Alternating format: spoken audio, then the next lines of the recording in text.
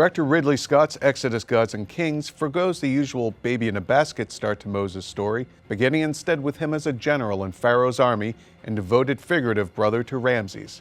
This Moses is initially skeptical of religion and also not overly concerned with the plight of the Hebrews.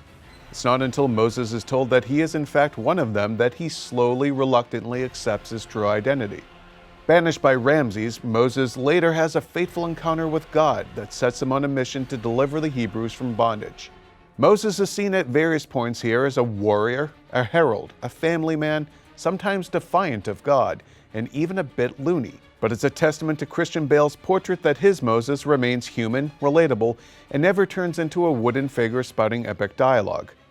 The filmmakers deserve kudos for making this the story of a very human Moses, one full of inconsistencies, doubts, but ultimately conviction, who finds himself on an uneasy spiritual journey. Unfortunately, Joel Edgerton never projects any sense of menace or even an edge as Ramses, despite the horrific things he does. In the end, you feel indifferent about him. Are we to fear Ramses, loathe him, empathize with him? Even Edgerton seems unsure, with Ramses often behaving more like a petulant rock star than a cruel dictator deserving of divine retribution. The rest of the supporting cast, which includes Ben Kingsley, John Turturro, Sigourney Weaver, and Aaron Paul, hardly gets a chance to register. While Ridley Scott is rightly hailed as a master cinematic world builder, Exodus's ancient Egypt sometimes feels small and CG-heavy, despite the use of practical sets, locations, and swooping camera moves meant to convey an epic feel.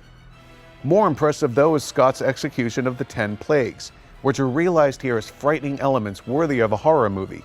But what should be the film's most memorable set piece, the parting of the Red Sea, feels rather underwhelming coming after the 10 Plagues. Ultimately, Exodus Gods and Kings is an earnest but flawed retelling of the Old Testament story of Moses that never quite captures the majesty or emotional resonance such an important tale demands. For more reviews, keep it here on IGN.